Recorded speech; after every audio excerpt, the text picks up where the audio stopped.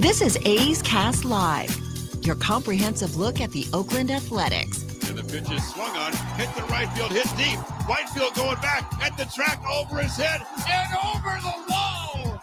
Do you believe that? And 29 other MLB clubs. Ramirez with a drive to deep right, away back, goal! Go Hayes! Hits a bomb out there by the Rocks. And boy, oh boy, this third inning is now showtime. It is a Judgian blast. All rise. Here comes the judge. Join us as we take you inside the baseball universe, from humidors to spin rates to game-changing moments. We have you covered. Spend your afternoon with us next from the town, only on A's Cast Live. Here's Chris Townsend. Good afternoon, everybody, and welcome to another edition of A's Cast Live. We have an unbelievable show for you coming up in moments. With the Yankees in town to take on the Oakland Athletics, the start of 3 two-night games at the Coliseum, then, of course, a Thursday day game. Then the Chicago White Sox coming to town. I can tell you right now, I'm in the studios in San Francisco of NBC. ESPN, I didn't get to hear it, but ESPN has done it looks like a fabulous tribute to our man Liam Hendriks, former athletic, about his battle with cancer. And it's following him through chemotherapy and his wife.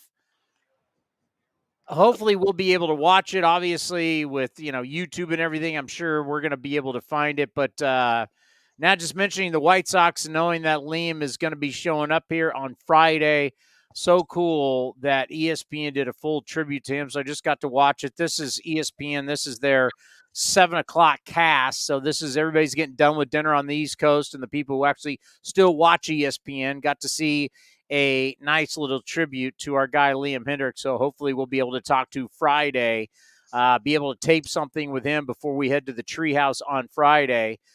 David Feldman, our A's historian, we talked about it the other day. We are going to do it. Top 10 A's who also played for the Yankees. Now, we've had our funny list, whether we talked about it on the air or we did a lot of texting off the air. My joke, the great Louis Polonia.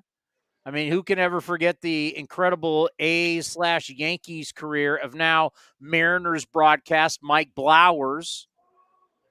You could talk about a guy that is a A's great as a manager and a Yankee great as a into the career AAA catcher. You know him as Robert Melvin.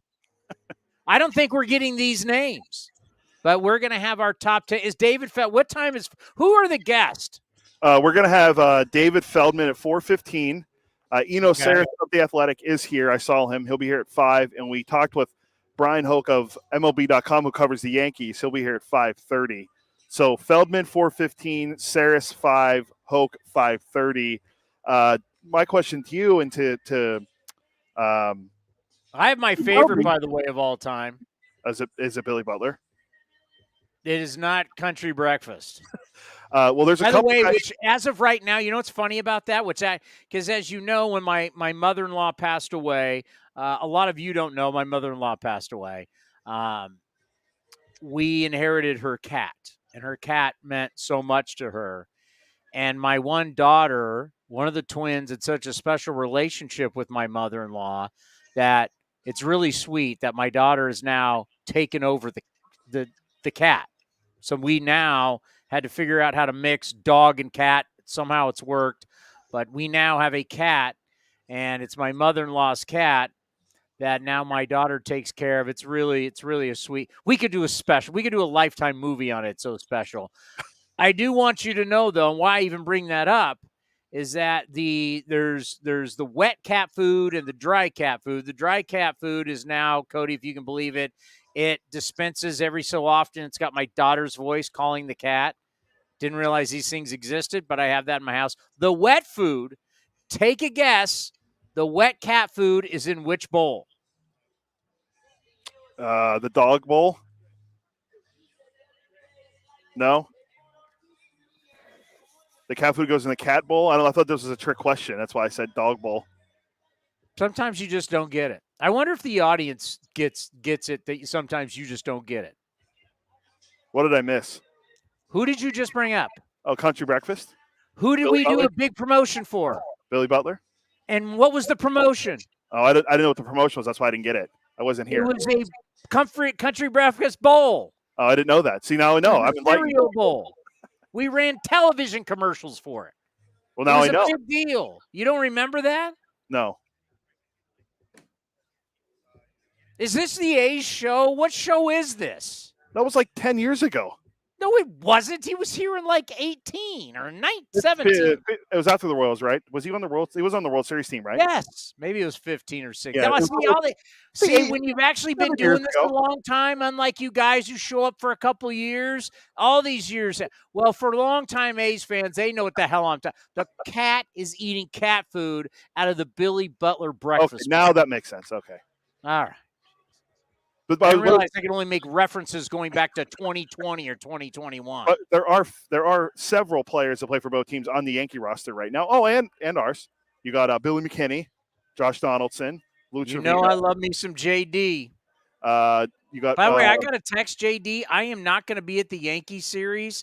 And by the way, let's just throw it out here why I'm in San Francisco, why you were there, and why I will not be on pregame. And I haven't been on pregame, and I've only been on part of postgame. I mean, yeah, a lot of you know I always fill in for Brody Brazil when Brody takes days off. Everybody needs time off. I'm the only one that doesn't, so I'm like, yeah, I'll fill in for him. But Brody has been dealing with a little something. He's fine. It's nothing that's it's just a little something that's an irritant. So Brody's going to be out till Friday. So I will continue to do NBC Sports pre and post game live through Thursday. Hopefully he'll be back on Friday. But if you're wondering, like, where's Brody? Brody's fine, just dealing with a little something. And he should be back on Friday. But get better, the great Brody Brazil. We miss you. Yeah, well said. So, yeah, I'll be here tomorrow. So, yeah, there's a reason he hasn't been making YouTube videos. He doesn't look so pretty right now. Are we going to try to get Donaldson where he just comes over and sits here and he looks at you on the through the camera? I'm going to try. You know, things are going well for JD in New York right now. They just had a closed-door meeting, him and Aaron Boone. You're going to hear from Brian Hoke from MLB.com that it wasn't a clearing of the year. Something's going on. There's a lot of bad going on with the Yankees, and I love it. I love it. If you haven't heard, New York baseball right now is a dumpster fire, okay? Tomorrow, and I keep mentioning this, and I know that everybody maybe get tired of it. People might say, why do you keep mentioning how bad things are in New York? Well, because I love to see New York baseball fail because the drama is so good. You might watch The Bachelor, you might watch Survivor, you might watch The Kardashians. I watch baseball drama. That's my Kardashians. And tomorrow, Uncle Steve, you know, the $16 billion hedge fund guy, and he's such, oh my God, Seinfeld loves him because he's such a Yankee. I mean, he's such a Mets fan, and he's going to spend all this money on the Mets because he's like a fan, and that's what owners should do. Owners should spend. Hey, by the way, how's the biggest payroll in the history of baseball doing? Not great. Really? What is that? That's what are they? I have the standings right here. The Mets. The last time I checked, the New York Metropolitans are fourth in their division at 35 and 43, opposite record of the New York Yankees, who are 43 and 35. So you have a team that has spent more money than anybody in the history of baseball, which everybody said guaranteed that the Mets would end up being great because of it. And why is that not working?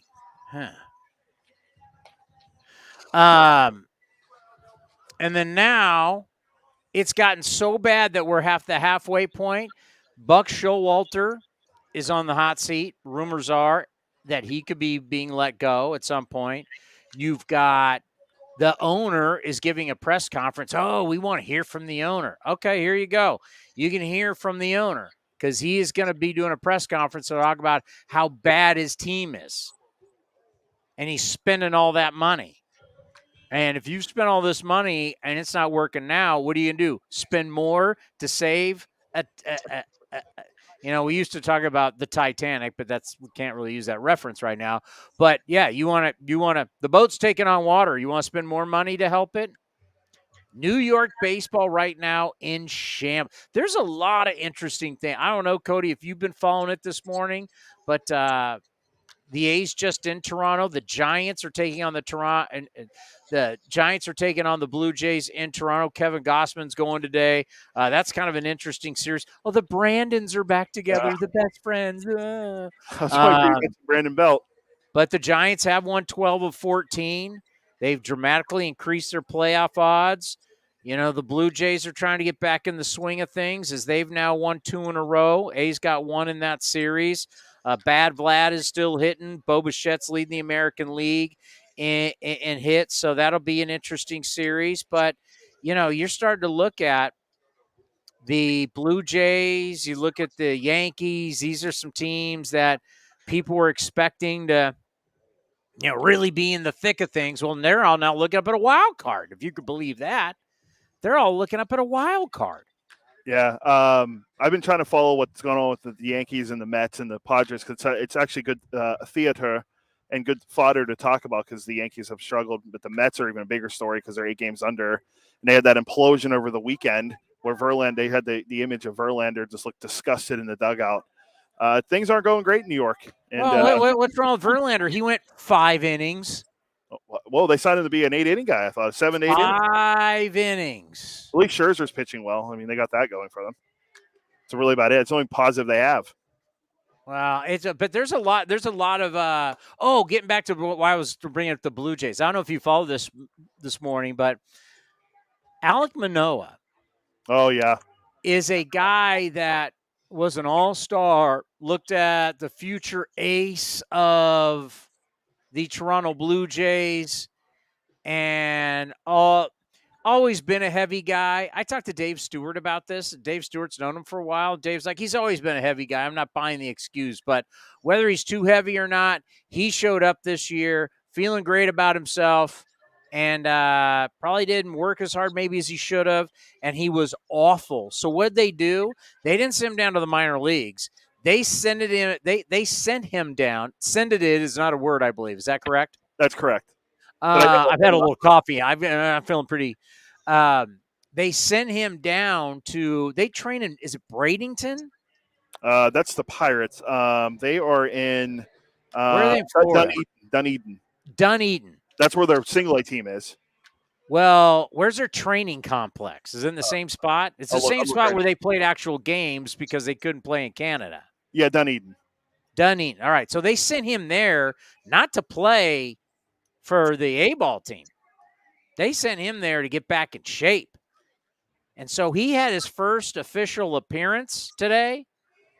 It was like 2 innings, 9 runs, double-digit hits. I thought it was 11 runs. Was it 11 runs and overhit? Yeah. I mean, whatever the hell it was. That is a big story today. Like, this guy was an all-star. This is a guy you're talking about. Oh, we're going to, you start thinking about, you got Jose Barrios, and you got Kikuchi, and you got Manoah, and then you're going to bring in Chris Bassett. And, I mean, you're looking at a rotation, and then all of a sudden now, Bassett hasn't been as great as you thought. You don't have Manoah, and you're looking up, and there's the Tampa Bay Rays at the Orioles. These teams in the American League East are all looking up at the Tampa Bay and at the Tampa Bay Rays and the Orioles, and they are nowhere to be found. They're all playing for wild cards at this point, which is pretty shocking. That's one of the big. So you got big story in Manoah. You got a big story in Steve Cohen. That is unbelievable. And we now have the A's historian? Yeah, he's getting set up. Well, check his pass. The fact that he has his press pass where's on. Roy scanning his badge? Yeah, will you scan his badge to make sure that he's official as he has his press pass? As he will be getting ready. Probably the biggest game of his life will be coming up here in late August. Week 0, if he does have the honor and the pleasure to be covering USC San Jose State, when my Spartans will go down and take down the Tommy Trojan and basically in the season of Lincoln Riley and the reigning Heisman Trophy winner, doing his Pac-12 network job, but right now working for Major League Baseball. The great David Feldman joins us here, our A's historian. Feldy, how are you? Good, Townie. It's like a little Max Headroom situation here with you on the monitor there. Brody continues to be out, so I'm in San Francisco. A beautiful summer day in San Francisco as always. 62 degrees and foggy, just how you want every summer to be. So what are you you're gonna Lou Gehrig him, aren't you? He's gonna be Wally Pip to your Lou Gehrig. Never leaving A's cast. That to me, cable is that ship taking on water, and no one jumped on the Titanic. If I believe they jumped off of it, I'll just say that. As you know, a little bit about the cable game yourself, is you're too big for cable. You're on networks. Yeah, I'm huge that way. No, I'm on whatever. You got a little ham radio. I'll jump on that for you if you need it. So when you're not doing, flying off to Atlanta doing, was it Tuesday Night Baseball, CBS and baseball. you're not working for Major League Baseball or NBC or whoever, your other little job is Pac-12. Is it official yet whether you will be at the Los Angeles Coliseum for the San Jose State beatdown of USC? That game is way too big for me, so I will not be there. I will be enjoying it on the television. I didn't want to say that you weren't. You're not.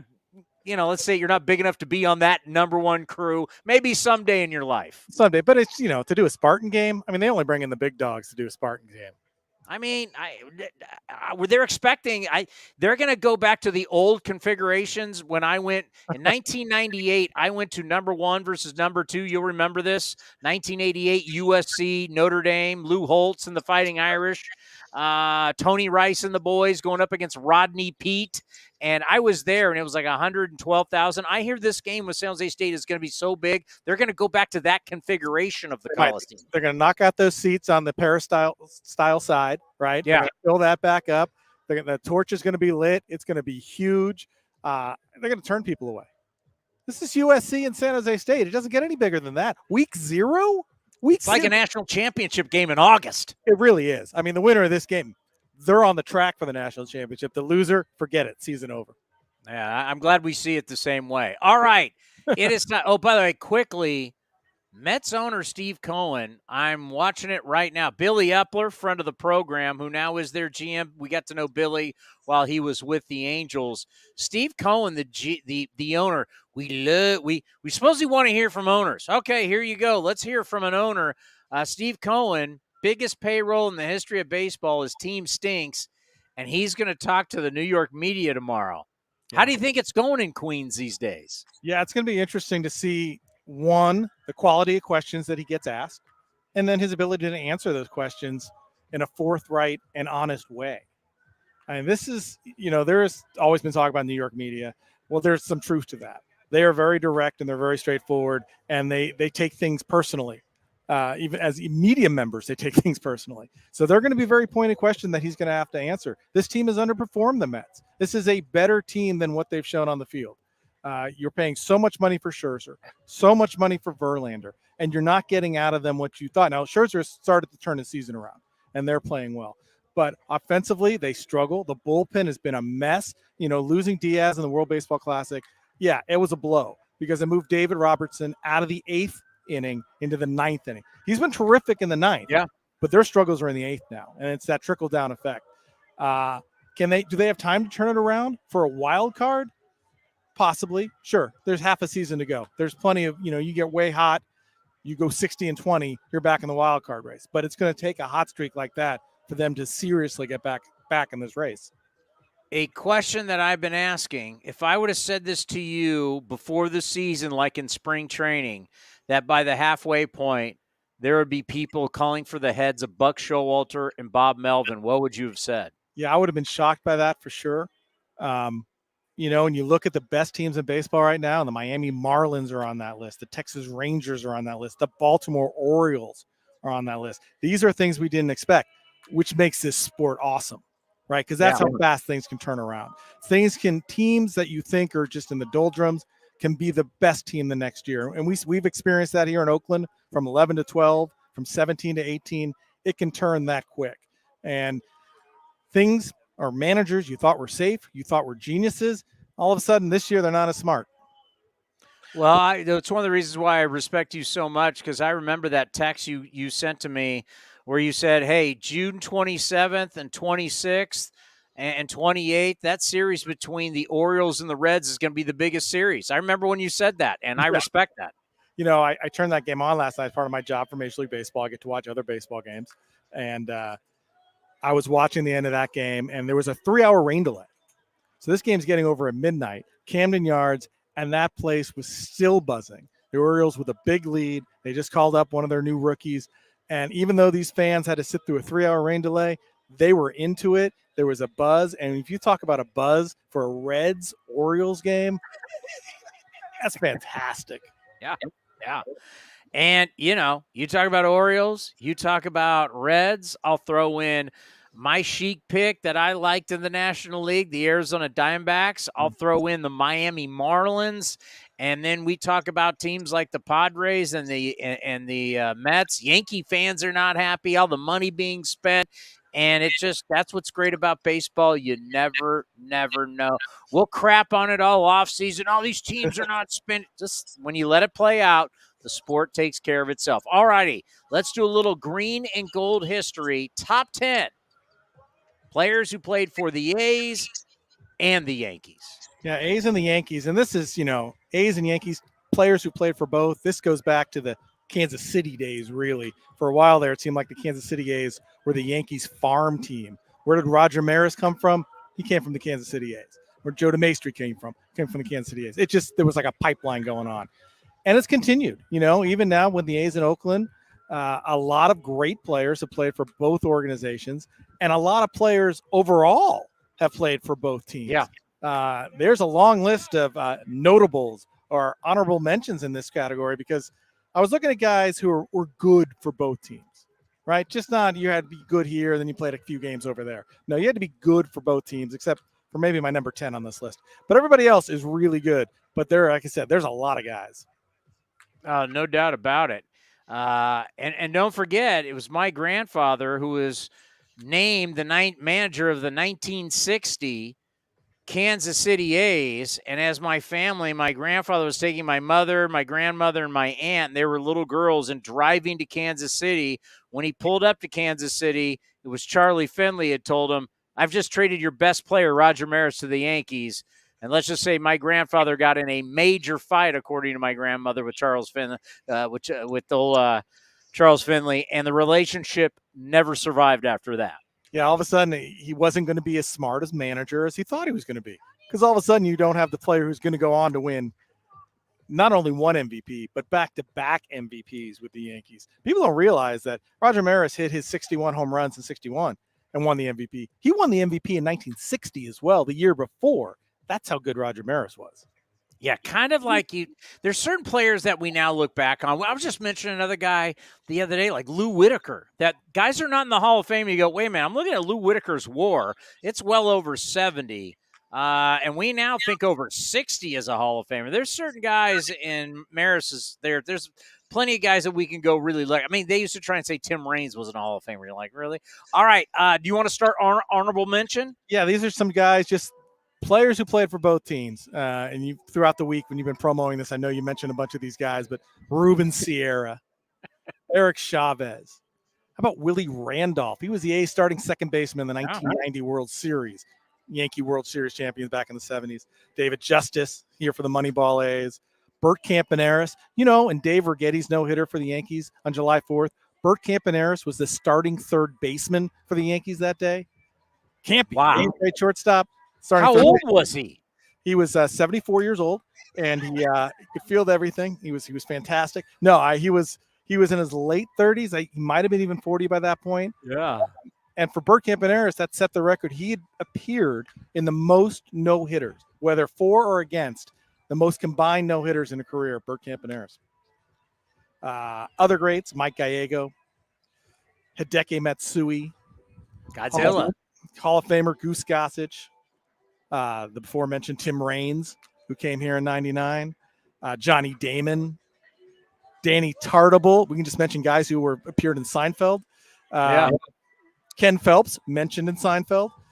Bartolo Colon, obviously Sonny Gray, Mike Blowers, who came up earlier this week, Dave Righetti, who had a forgetful time in this A's bullpen after being a great Yankee closer, and Tommy John, who came here in '85 and was old then, and then went on to pitch 4 more years for the Yankees solidly as an even older pitcher.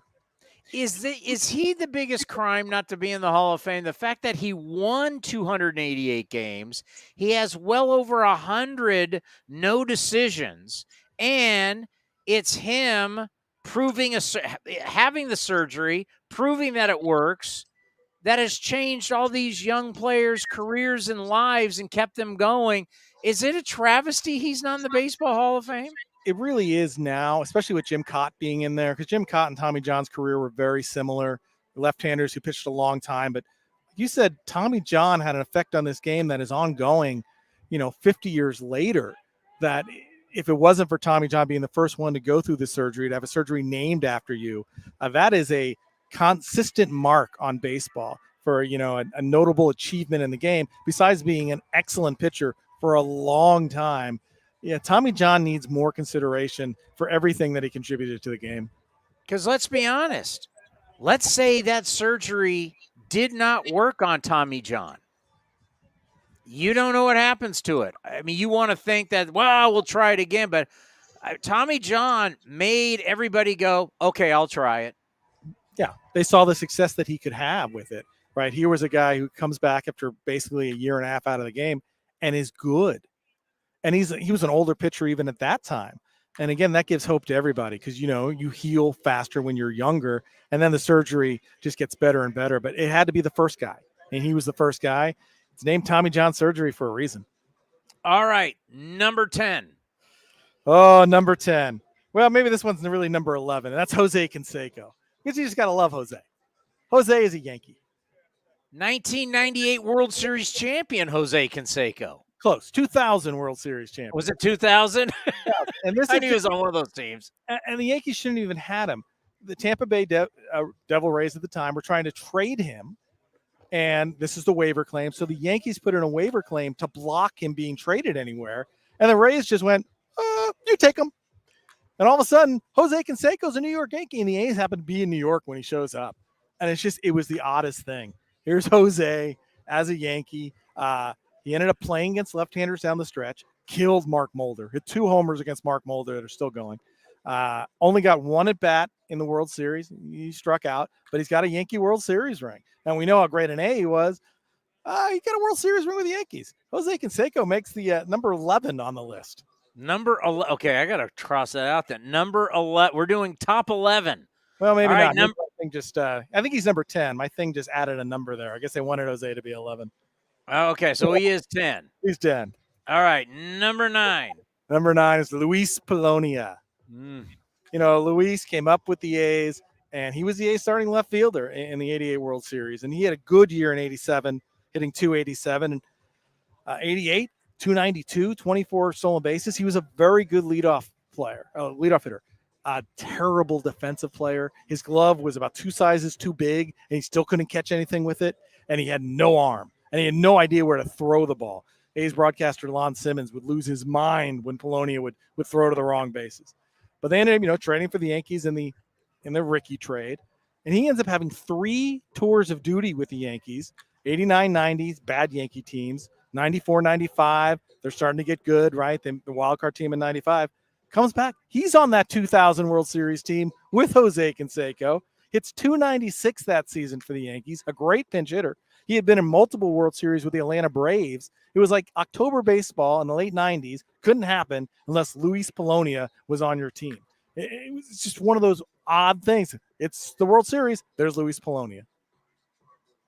Yeah, and he was actually pretty good with then would be the California Angels, right? He was a California Angel. Yeah, he was a guy with not a lot of power, but your typical leadoff guy who would slap the ball, get on base, and steal bases. Obviously he had the Jerry curl going on in the hair. He had some off the field issues that are not good, but as a baseball player, he was a dependable little leadoff hitter that had a lot of success. All right, Lon Simmons. If Lon Simmons, because I'm watching batting practice right now here in San Francisco, which is right to your left right now. Ruiz is in the cage hitting. If Lon Simmons watched Ruiz play center field, throw to the wrong bases, and take the routes, how do you think Lon Simmons would feel about Uri Ruiz? Yeah, he would. Some of those routes in Toronto, he would not have been Oh, a fan of. I know he's still learning out there, and I know they're working on him. They got to find a happy place, whether it's playing in or playing back. I mean, we saw when Christian Pache was here how shallow he played and what a difference that made. I mean, he's robbing hits because he's so comfortable going back on the ball. Hopefully that's what you want to get Ruiz to be eventually. But right now, he doesn't look comfortable anywhere out there. He didn't look forward, coming forward, back, left, or right. Right. And throwing the ball doesn't always know where to go with it. So it is what it is. All right, number 8. Claudell Washington. Hmm. You know, I can't talk enough about Claudell. I thought he was such a good baseball player, obviously coming up as a 19-year-old with the A's. He ends up with the Yankees in 86, 88, and these are good Yankee teams that just missed being division winners. But he was terrific for them. 308 average, 11 home runs in 1988, just a solid baseball player with those, close hanger shoulders, can spray the ball anywhere, great defender, never threw to the wrong base. Just a tremendous, competitor, teammate. Everybody loved Claudell, and we miss him not being with us today. Yeah, he was a really good player for a long time. He was. Because a lot of what people will remember is, I mean, I was too young, but when I was growing up, I mean, he had runs. I'm just looking at it now. You think about the Braves, the Angels, the Yankees. I was too young for when he was an A, but I remember when I was a kid, he was a player. He was a player, and the reason Joe Rudy moves to first base because Claudell Washington needs to be on the field. He needs to be in left field. For a 19-year-old kid, that's what they did. And in the World Series in '74, he goes, 4 for 7 in that World Series? Claudell, coming up at a young age, head on his shoulder, solid professional, great ball player. It's what we don't have enough of, right? He's going to give you some average, going to give you some power, going to give you some speed, can drive in runs. There's a lot of different things. Like, we're now, because of data and exit velocity and barrel rates and everything, we're all looking for like the perfect mashing. It's like, this is still a sport. This is a game. You need to win a game. You got to score more runs than the other guy, and you got to get 27 outs. Well, how do we win a game? You win a game. Star players help, but you need guys that are solid, just players who do winning things. Yeah, you need professionalism, right? You need that guy, a veteran player, professional, who other players can look to and go, that's how it's done. That's how we play the game. You need that. You need that player to emulate. And, unfortunately, on this Oakland A's team right now, there's not a lot of veteran leadership. There's Tony Kemp and Jace Peterson, but there's not a lot. And you need a player like Claudell. I really do think on most winning teams, you need a player like Claudell, that type of professional player that other players can bounce off of. All right, number 7. Oh, Scott Brocious. MVP. And that, when Greg Papa was the A's announcer and Scott Brocious gets traded to the Yankees after a brutal 97 season where he hit 203. He gets traded to the Yankees for Kenny Rogers. And Greg Papa and I joked that Scott Brocious is going to win the World Series MVP, and he's going to open a bar in Manhattan. He's just going to call it Bros. Half of that came true. He won the MVP in 1998 for the Yankees. He didn't open the bar Bros, but what a perfect name. It would have been perfect. He would have been the king of New York, but he was too much Oregon in him, so he just went home after playing. But Brocious, who broke in with the A's and was a good player, had the awful 97, gets traded, and then is just a terrific Yankee. 3-time World Series winner, World Series MVP again in 98, hits 2 home runs, 8 for 17. Hits the big home run in 2000 in the 9th inning 2001 against Byung-Hum Kim. Remember to put the A's to tie that game up. He was a tremendous Yankee. Really, it's a fantastic career after struggling with that 97 season. And then he's a terrific Yankee. Best team you've ever saw? Would you say 98 Yankees? No, the best team I ever saw that didn't win anything was 2001 A's. But the 98. I'm not saying didn't win anything. I'm saying best team you've ever seen. Best team I've ever seen. Oh, that's too hard. But I really liked the 2001 A's. I really did. I thought they could have done some magical things if it wasn't for some Jeter play. But the 98 Yankees were very good. The thing that we talk about professionalism, that was a Tim Raines team, right? Where Tim Raines is on the bench. He's a bench player, but he comes off and he has big moments. Darryl Strawberry comes off the bench, has big moments.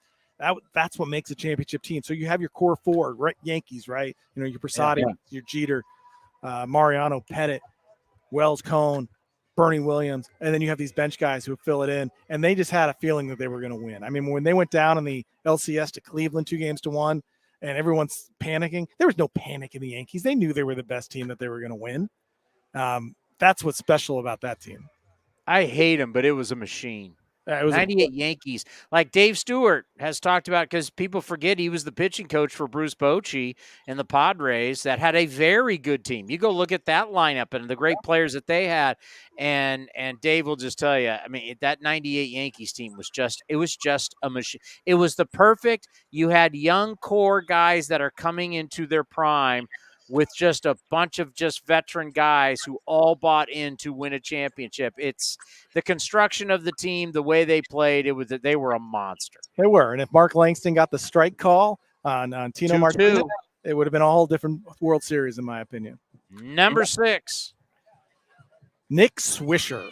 Swisher-licious. Swish-alicious. Again, another solid athletic on playoff teams here. Him and Frank Thomas were a dynamic duo in 2006. I mean, Swish hit 35 homers in 2006 for the A's. 95 runs batted, and it looked like every time Frank would hit a homer, Swish would hit a homer. And he goes to the White Sox, but then he goes to the Yankees. Wins a World Championship with the Yankees in 2009. That was a good player for them. Hit a home run in the World Series. He had 20-plus home runs every year with the Yankees. A solid player. Now, he got a lot of flack in New York because he's Swish and he talks, and you're never quite sure what you're getting there. And you know, he's from Ohio, and he's got a little country in him. So I don't know if he ever really fit in, and fans love booing him. But he's a World Series champion in New York. Nick Swisher ever have a bad day in his life? Never. No. I remember being at the Coliseum Arena for a Billy Joel concert, right? Billy Joel. And there's Nick Swisher. Nick, how you doing? Goes, I have no idea who this Billy Joel is, but I had a great time. Wow. It wasn't that long ago. He was at the Coliseum. We got him to do some promos in the back of the press box. Bro, no problem, bro. You know, and he's hugging you, and it's like, yo, man, it's so good to see it. And it's like, this dude hasn't changed at all. No, and legit. I mean, there's another thing I remember about Nick, because here's a guy who was a son of a big league ball player, been around big league clubhouses, is a major leaguer. And I remember we were outside of a bar one night down in Southern California, and there was a line. And someone said, hey, we can get you around. And Nick's like, no, man, I'm standing in line just like everybody else. And he was legit. It wasn't trying to show off. That's what he was doing. You stand in line. That's what you do to get into this club. That's a real dude. Nick Swisher. Number 5.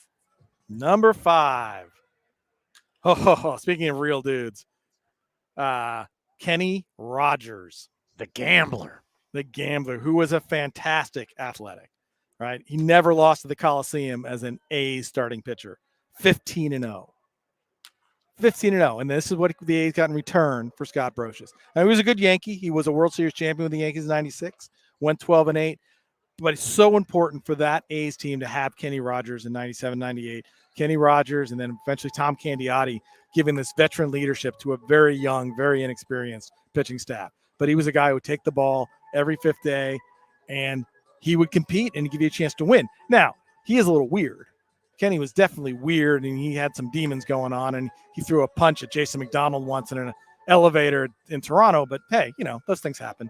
Things get heated over card games. Sure, no doubt about it. And the gambler was a really good Texas Ranger, too. He was a good team. Threw a perfect game. Yeah, you know, I got into it with Cody at a spring training one time when he was still, DeGrom is the greatest thing we've ever seen. I said, give me the gambler. I'll take his innings. I'll take his career. Little did we know, hey, is DeGrom throwing this week? Yeah. When does he pitch? I think we'll be pitching next week, this time in 2 years. Oh, yeah. Because I know if the gambler was playing, I'd still be getting 7-8 innings from him every single night. All right, number 4. Jason Giambi. Nah. Now we're getting into the real guys, right? These are stars for both teams. I mean, obviously, Giambi with the A's was a career 300 hitter, 198 home runs, MVP. He was a really good Yankee. Now, They thought about him being a Hall of Famer going to New York. Yeah, I would say if I went to a diehard Yankee fan, expectations, contract. If I went to a real diehard Yankee fan and I said Jason Giambi, I don't think I'm getting a whole lot of nice things. And that's true. And you'd have to go look at it and you go, okay, 2002 his first year, 314, 41 homers, 122 RBIs. Next year, average drops because now he's got that Yankee Stadium thing. He's trying to pull everything. Still hits 41 homers, but hits 250, drives in over 100. Hit 209 home runs as a Yankee. As you keep going, it keeps going like this. It starts to drop a little bit. And then he starts all of a sudden the health problems hit. 2003, he has to miss a World Series game because he's got the health problems. So he doesn't end on a high note there. But overall, when he was able to be on the field, first 2 years, terrific. Starts to struggle a little bit. Still hits over 200 home runs as a New York Yankee. They're not retiring his number. He's not going to the Hall of Fame. None of that. Solid career, though, as a Yankee. And end up having a great career at the end as being a veteran leader to where we were all talking about, should this guy be looked at as a potential manager someday? And now he's made so much money. He's got his kids. He's in Vegas and all of that. But there was a lot of talk at the end in like Cleveland and Colorado and these different spots. Like, man, Giambi could be a great manager. Yeah, they just wanted him on the team. Terry Francona just wanted him on the team. And in Colorado, they just wanted him on the team. It was amazing to hear these other managers from other teams talk about, we just want him in the clubhouse to be part of this team. He was a pinch hitter, still come up with some big home runs, but such a pro, such a good person. Jason Giambi is, for me, of all the players, since I've been a grown-up that I've dealt with working with the A's, he is number one in my book for just being a outstanding human being. Number 3. Catfish Hunter. Catfish with the A's, ending his career here with the 4 straight 20-win seasons, becoming the first real free agent after Charlie wouldn't pay his annuity, just a mess. But he goes out there and he signs with the New York Yankees, which, again, for a country boy from North Carolina like Jim Catfish Hunter, that was something to go to the big city like that. And he fit right in, right? 23 wins right away, 17 wins the next, World Series titles after that. Catfish Hunter. Just to, people look at his numbers and they go, how is this guy a slam dunk Hall of Famer? Because you had to be around. That was one of those guys you had to be around during that time in the 70s when the best pitchers in baseball were Tom Seaver, Jim Palmer, and Jim Catfish Hunter. They were so far above everybody else, right, at that time. And he proved it in New York. Went out there, makes all his starts, complete games all over the place. He was the epitome of a 1970s pitcher who's going to make 35 starts and throw close to 300 innings. I am shocked he is not in the top 2. And I know who's going to be in the top 2. And you're going to have to give me because when you talk Catfish, you're talking championships at both teams. Yep. And one of these other guys, I know who I think should be number 1, no question, because I'm going to need more than just stats for this other guy who I know you're going to put on there. So you're talking. I'm going to need more than stats because I know when now, this is where it gets into Chris Townsend's now getting older, and Chris Townsend's really paying attention. And when I was getting older and paying attention, Yankees sucked and didn't win anything. They were perennial, never going to the playoffs. So, who's number 2? Number 2 is Ricky Henderson. Thank you. If you went him number 1, I was get me off this computer. Coming through the screen, ring style. No, Ricky, we don't need to talk about his A's career. His 1985 season, his first year with the Yankees, 314, 146 runs. 146 runs. Yeah. 80 steals out of 90 attempts. They didn't have the disengagement rule. They didn't have the bigger bases. This is 80 out of 90. Oh, 24 homers too. Just throw that out there. As your leadoff hitter playing center field for the New York Yankees. Ricky was everything they could have hoped for. Why they didn't win the division, there's no wild card, is because they didn't have the pitching. But you had the offense with Ricky, Winfield, Mattingly. Johnny Baseball. This was an amazing, amazing offensive team. and Ricky was at the forefront of it. 146 runs. That was the most anyone had scored since 1949 when Ted Williams scored 150. And people didn't do this. This was unheard of. And again, when Ricky was in New York in 85, especially, Billy's his manager, Billy Martin. Ricky was always at his best when Billy was his manager. Look at 87 when Lou Pinella's the manager. Not so good. Lou Piniella couldn't understand Ricky. Thought Ricky was faking an injury, or as he said, jaking it. Ricky's jaking it. Ricky had a torn hamstring, literally off the bone hamstring, and Lou Piniella wants him to play. Are you kidding me? But when Ricky was on the field and when Billy was his manager, like in 88, big numbers, big time. He was the Yankees' all-time stolen base leader. The all-time. Ricky was only there, 4.5 years? 326 steals. All time. It wasn't until Jeter, who played, 20 years? Ends up passing him. I was going to bring this up. It was at the end of Jeter's career, and I don't know if I was actually watching the game or it was MLB Network. They go, Derek Jeter is now the all-time stolen base over Ricky. I was like, what? Ricky Henderson was only there a few years. It took Jeter over 20 years to catch Ricky. That tells you how great Ricky Henderson is. And Ricky was. And, again, in New York, it's not for everybody, right? And Ricky and the media, they didn't always get along. Ricky, he struggled to express himself properly at times, and the New York media took advantage of that. They took advantage of Ricky a lot. But when Ricky could play and when Billy was his manager, he was the best. Things changed, though, for Ricky as a Met, because then they started loving him more. They loved him. Because now he's the older guy, and he's funny, and he's doing great things. Now, but what happened during the playoffs when he was playing cards, was reportedly playing cards during the last out. Then everybody didn't like Ricky anymore. That did not happen. He was not playing cards in the clubhouse while the Mets were being eliminated. But that was a story that got out. Again, Ricky, though, another one who was mentioned on Seinfeld. So we have a few of these guys. All right, number one. I mean, he didn't. They asked him, "Did you come to New York to be a star?" He said, "No, I'm bringing my star to New York. The straw that stirs the drink." Oh, Reggie Jackson. Did you see the documentary on Amazon? No, is it good? It is really good, and it's really worth watching. One of it because they have some footage. I thought I've seen like every old Oakland A's footage that existed. They had footage I'd never seen before. Stuff with the A's back in the late 60s here at the Coliseum, and it's beautiful to see. Reggie's telling stories. He's been very much in a reflective mood as he's gotten older.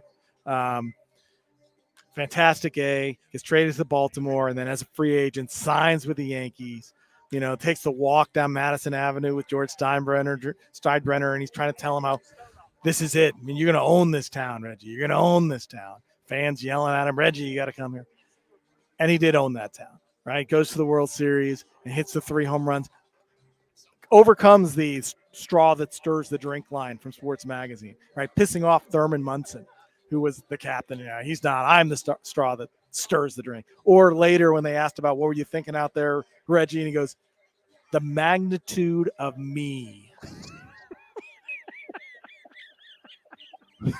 Who even thinks that? But that's awesome. The magnitude. I got to use that. Some of it, we got to figure out how to use that in life when someone goes, Townsend, it's the magnitude of me. What you thinking, Chris? Yeah. The magnitude. I mean, the World Series in 77 and 78, even when he strikes out the dramatic game 2 against Bob Welch in the 78 World Series, he strikes out swinging with the big swing. The kid strikes him out. People are making poems out about it. And he comes back and hits a home run against Bob Welch in game 6. It's Reggie. It's just fantastic. He was made for New York. He really was. And you think about his career, 563 home runs, the time with the Angels, coming back to the A's. What a fantastic Hall of Fame baseball player and personality. Just perfect for the times. Perfect for New York. Steinbrenner, Billy Martin, getting in fights in the dugout. There's nobody bigger than Reggie.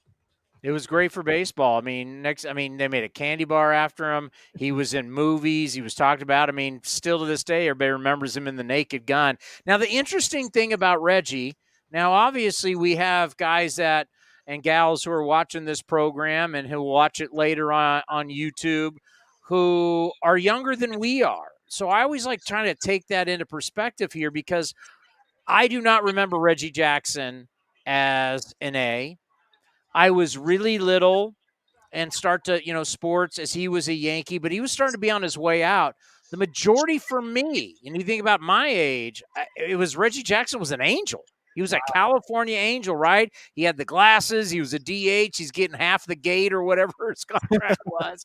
I mean, he was a star, but you saw the videos. The one thing that I wish I would have saw, because people don't realize that Reggie Jackson was also going to Arizona State to play football, is what a great athlete Reggie Jackson was. I remember the first time I played down at Arizona State at their old field on campus, and you saw the retired, you saw Bando, you saw Bonds and those guys, and you saw Reggie's number retired.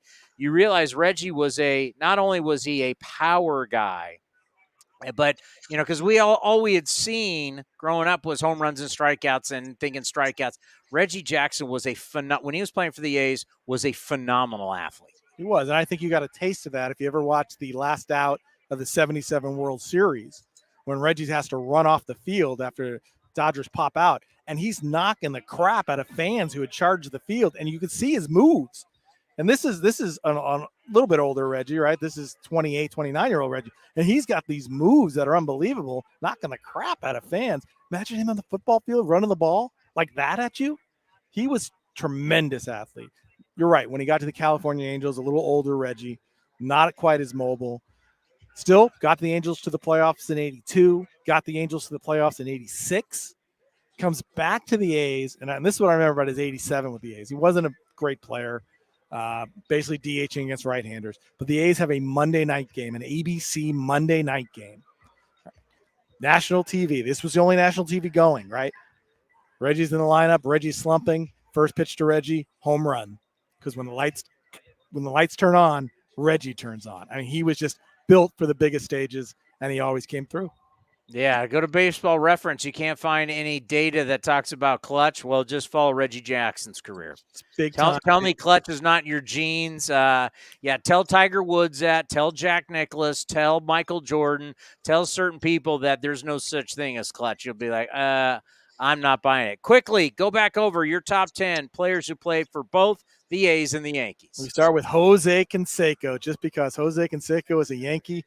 Unbelievable, and a World Series champion at that. Luis Pilonia, number 9. Claudel Washington, number 8. Scott Brocious, who missed the marketing, opened the bar named Bros. You made a fortune in New York. Kenny Rogers, Nick Swisher, Jason Giambi, Catfish Hunter, Ricky Henderson, and Mr. October, Reginald Martinez Jackson. And that is another top 10 for green and gold history. Mr. Feldman, always great to have you on the program. We appreciate it. We'll talk to you soon. Thanks, Downey. Coming up next, our national baseball columnist from The Athletic, Eno Saris, right here on A's Cast Live. Chevron with Techron has unbeatable engine cleaning power, and it gives you unbeatable mileage for all kinds of unbeatable destinations, like time in the sun at the beach, or time in the sun riding roller coasters, or a day in the sun hiking mountains. Well, probably just one mountain would be enough for a day, but hiking a mountain is still an unbeatable choice for how to spend time. Download the Chevron app now to get unbeatable mileage at locations near you.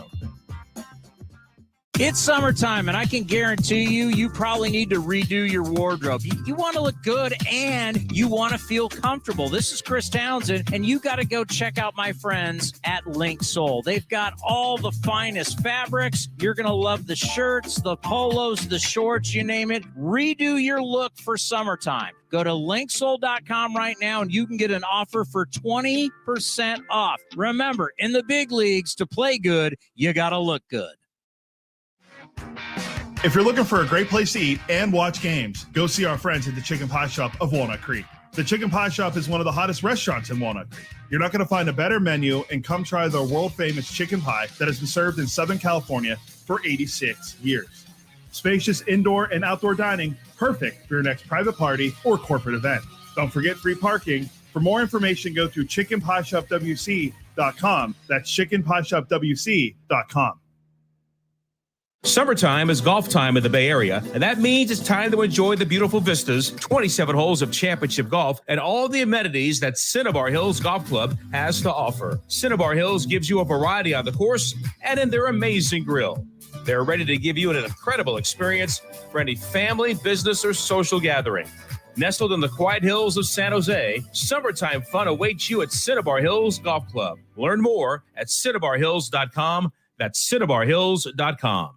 And the underdogs Oakland Athletics win their first championship since they were in Philadelphia in 1930. Hi, I'm Raleigh Fingers, Hall of Famer, three-time World Series champion with the Oakland A's and World Series MVP. Winning takes teamwork, skill, and heart. So when you need an ace for a personal injury lawyer that will win you the game, go with the winning team. Call Venardi Zerata at 833-VZ-for-me or go to vzlawfirm.com. Venardi Zerata, the official injury law firm of the Oakland A's. Like sports, business is about winning. Championship decisions are business decisions based on what it takes to help your company win. And that's why there's UBO Business Services, specializing in helping you win every day by streamlining workflows, managing documents, and providing the best-in-class office technology. Make your championship decision with UBO Business Services. Visit them at ubeo.com. That's ubeo.com. Ace fans need Friday night plans? Well, we got you covered. Get 4 tickets and parking for any Friday night game starting at just $49 with the Friday 4-pack presented by Chevrolet. Save big and enjoy great matchups, post-game fireworks and drone shows, giveaways, and more this 2023 season. He drills one to right, way back, and no doubt. And that quickly, the A's have taken the lead. Second deck. Friday night tickets are available at athletics.com/value. That's athletics.com/value. If you're looking for the latest green and gold gear for the 2023 season, then look no further than athletics.com/shop for your officially licensed gear. That's athletics.com/shop. Thanks to the Xfinity 10G network, my little brother's friends won't leave our house. When I was their age, internet with basically no interruptions was a pipe dream. You sound like my grandpa. Now through September 21st, new customers can get 1.2 gig internet plus unlimited data for just $25 a month for 2 years with no annual contract. When you add Xfinity Mobile, go online, call 1-800-XFINITY, or visit a store today. Requires PayPal bill and an auto-pay or stored bank account. Restrictions apply. Taxes and fees extra. Xfinity Mobile requires Xfinity internet. After promo, regular supply to internet service and Wi-Fi equipment. Actual speeds vary. Innovation is at the core of Cal State East Bay, like at our Green Biome Institute, where faculty and students preserve genetic information from California's endangered plants, or how we open doors for local entrepreneurs at our Small Business Development Center. From educators to nurses to STEM professionals, Cal State East Bay has real impact throughout the region's neighborhoods, boardrooms, and the entire economy. Be part of the innovation. Connect with Cal State East Bay at csueastbay.edu/impact. Is convenience a state of mind or a real thing? At Extra Mile, it's a real thing, and it's in everything they do. The stores are spacious, organized, clean, and well lit, so you can get in quickly, get what you need, and keep going.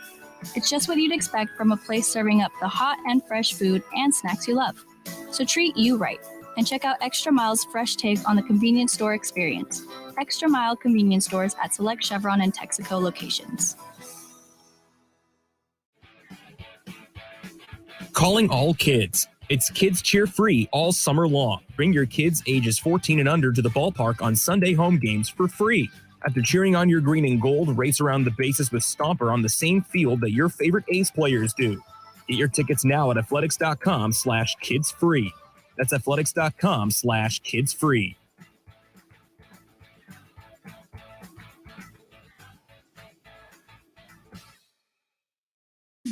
If you're looking for a new mattress, Nest Bedding has you covered. Sleep on the same mattress Hall of Famer Ricky Henderson sleeps on. Nest Bedding is the #1 brand of online mattresses and the Bay Area's favorite mattress store. Take home the Easy Breather pillow.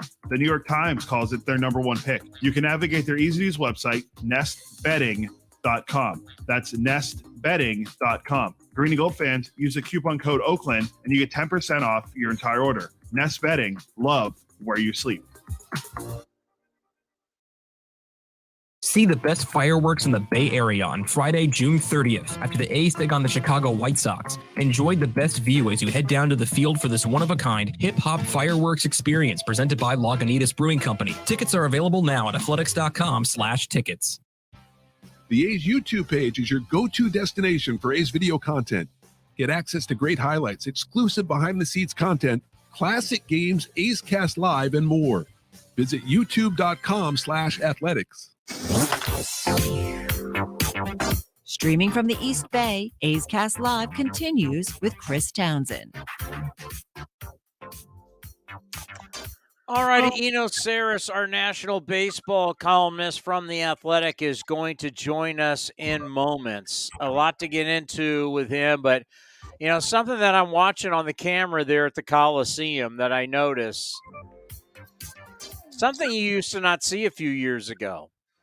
The Yankees are taking infield before they take BP. Now, you might say, that's an observation. Is that big of a deal? Well, I'll tell you. Obviously, I don't get to see every Yankee game. I don't get to see every single game, every single Rays game. But it's one thing that's been one of the advantages of doing the show from the field all these years is you get to see how everybody prepares. And the one thing we have always talked about is how after the A's get done with batting practice, the Rays have always had the A's pull the batting cage back, and the Rays, every single game, they go through infield. They bring everybody out, and they go through an infield with all their infielders. And it's very extensive. And it's every single time we see them. And no other team has ever done that. I've noticed looking at the Coliseum cameras right now, since I'm in the NBC studios in San Francisco, right now the Yankees are doing something I don't remember them ever doing. They're taking infield. I wonder if the Rays, especially the last couple of years, having great success against the Yankees. And the reason why I've always brought this up, because you would think it doesn't matter, but to me it does. It is always shown the attention to detail that the Rays put in their preparation. Yeah, the opener, Cody, shifting, 4 outfielders, all that hocus pocus. What makes the Rays great is their attention to detail every single day.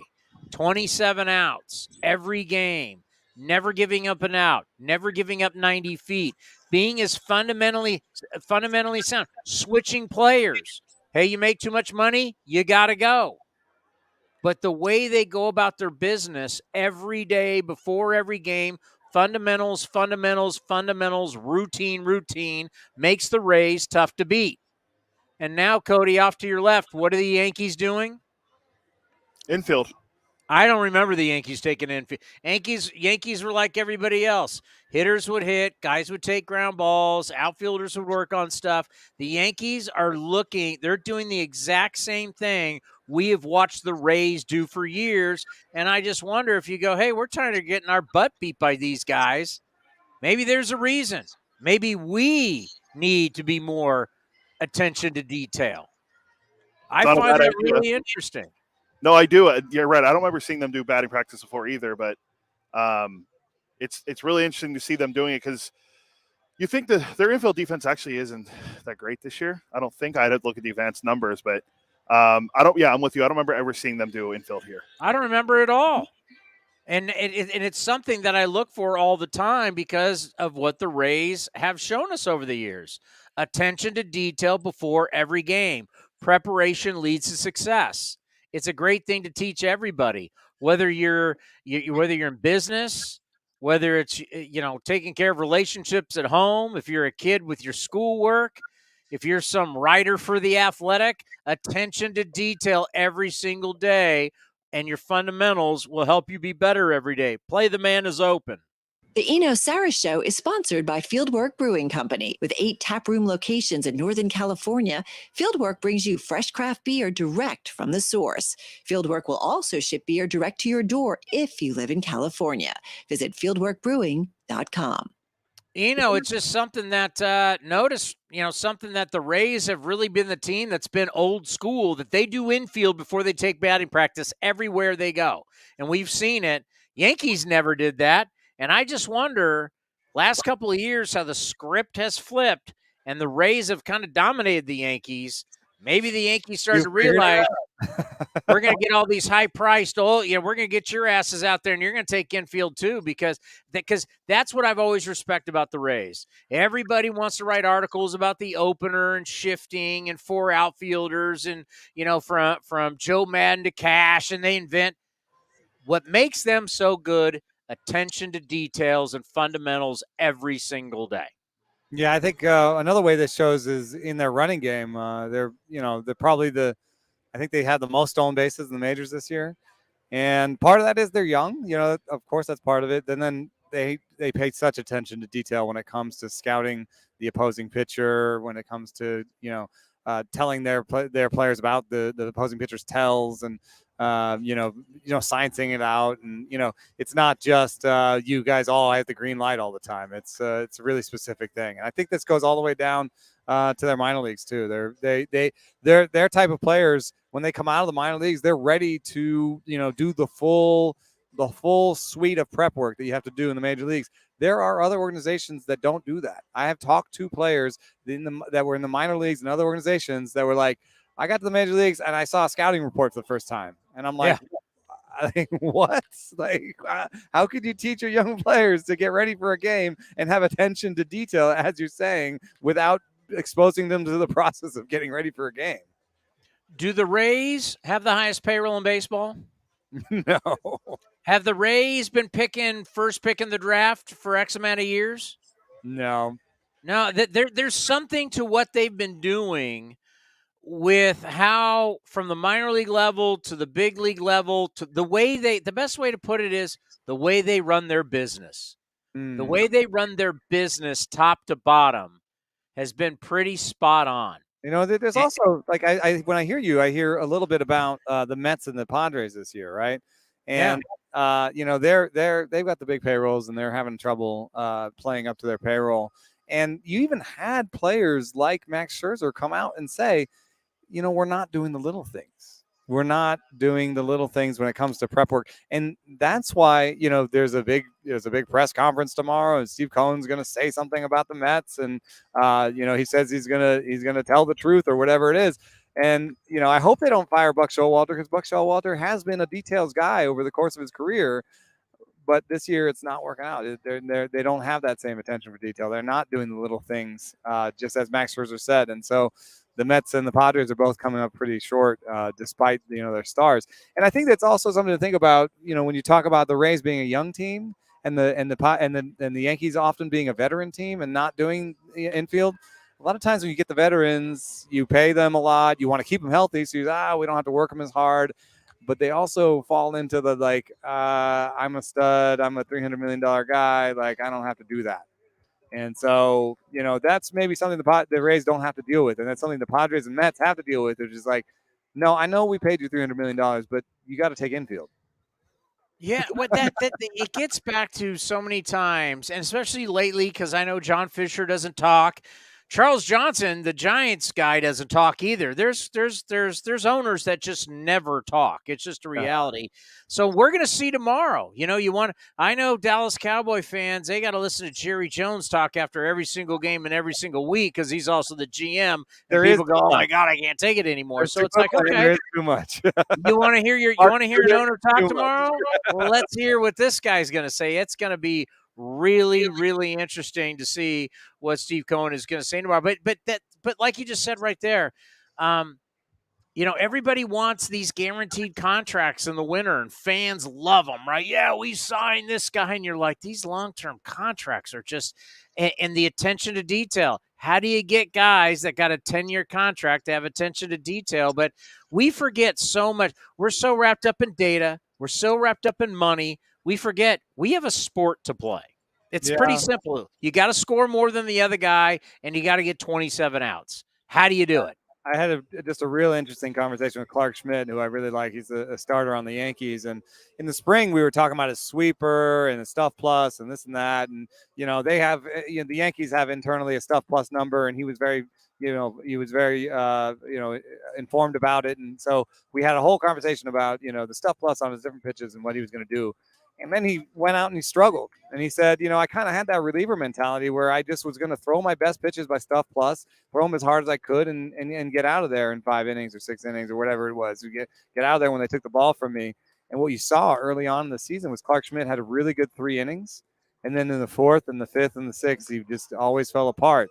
And he was really honest about that in this conversation I had with him. And he said, as a starting pitcher, it's like I'm not out there maximizing my stuff plus. That's not my job. My job isn't to maximize my stuff plus. My job is to turn the lineup over, And so sometimes that means throwing a pitch that isn't my necessarily best pitch, but it keeps them from sitting on my best pitch. It makes them think about that pitch another time, the next time that, they come through the order. So he talked about talking to Garrett Cole and learning a lot from a veteran about how to turn the lineup over, how to throw, non-optimal pitches, but do it enough to keep batters on their heels. Because other than Mariano Rivera, every other pitcher in the history of baseball has pretty much needed to throw lots of different pitches and keep hitters from anticipating what they're about to do next. This is why it's so fascinating to have you on every single week and things that we can get into that I just can't get into with most writers, because it's you know what they're good at, so you want to make them shine. My job, I'm a point guard. I'm just here to get what's best out of everybody, right? But you think as not only an analytics guy, but you also think as a front office guy. And that is when you think of Stuff Plus. By the way, do you have a patent on your Stuff Plus and the Yankees need to pay you for stealing your Stuff Plus? I think they had it before me. Okay, all right. Okay, so version. But you'll write an article and you'll talk about Stuff Plus and highlight the Stuff Plus. But the reality is you've got a game to pitch. And if you go out there and you pitch like a reliever, you're not going to pitch very long. And if you're a starter that doesn't go very long, it has a lot of bad effects for you, the pitching staff, the bullpen. So it's like here we are trying to we're in an era where we're really trying to figure ourselves out, right? Like we know striking out guys and not making contact, that's good. But how long can you do it for before you have more Tommy John surgeries? Is it healthy? Is it good overall for the game that you have starters not going longer? Like there's a lot. We're kind of like a fork in the road, would you say, with yes, I want to have closer type stuff, but here you have a guy saying, yeah, I had closer like stuff, but once I got in the 4th or 5th, I was getting lit up like a Christmas tree. So it's great to have it, but when to do it and how to do it. It's like we're at a crossroads here. Yeah, I think one of the things that I think is really interesting is the first, like the Moneyball, but the first wave of analytics, a lot of it was like, it's a little bit maybe overstated, but like those guys are idiots, like we know what it's like. We'd run the numbers and we know what it's like. Don't listen to those guys. They don't know what they're talking about. This is how you play the game. We run the numbers, we run the simulations, we figured it out, Yeah. And so, but the dumb thing about that is, our data gets better, our tech gets better, even our analysis gets better. So what happens, 3, 4, 5 years later when you were like, no, listen to those guys. We know what you're talking about. And then 3, 4, 5 years later, you'd be like, well, also don't listen to me 3 years ago because we improved the model or we figured this out or we figured this out. So how can I tell you that me 3 years ago was an idiot, but you still should listen to me? So I think what we're finding with the better teams is like, yes, analytics are a huge part of what they're doing, but the best teams are finding a way to say, these analytics represent the best of our knowledge right now. They're going to get better later. We're going to know more later. And we know more than we knew yesterday, but we don't know everything. And so that is the key, I think, to being like, hey, your changeup, bad by Stuff Plus, you keep getting guys out. I'm not going to be the pitching coach to tell you to stop throwing that changeup. So, throw that changeup. We love it. If you feel good throwing it and it's getting outs, we love it. So there's like that fine line between like being prescriptive and saying everything the numbers say we do. And then also knowing that like 3 years from now, your numbers may say something different. You might feel like an idiot. So, you know what I mean? Like, you really have to, that's called the growth mindset, where you like have an idea now but you know that you're going to grow. And so there's that tension between, please listen to me. I do know what I'm talking about, but next year I'll know even more. Because it's kind of like Wall Street. You'd have these guys going, listen, we have these numbers no one else has. If you listen to those guys over the years, those are the guys that got you into prison.